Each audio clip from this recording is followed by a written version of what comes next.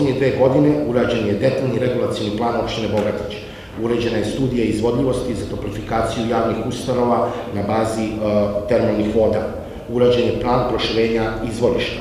Glavni plan potisnog vodovoda na poziciji Klenje-Badovinci, generalni plan vodosnabdevanja Mačve, kao i akcioni plan upravljanje i odlaganje lokalnim komunalnim otpadom.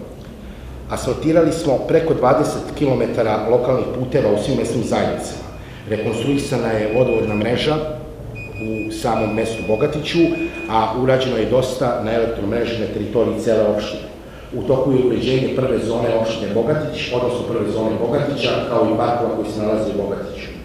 Naš cilj je lepša Mačva i bolji život njenih stanovnika. Sve projekte koje smo do sada započeli, mi smo efikasno i odgovorno završili.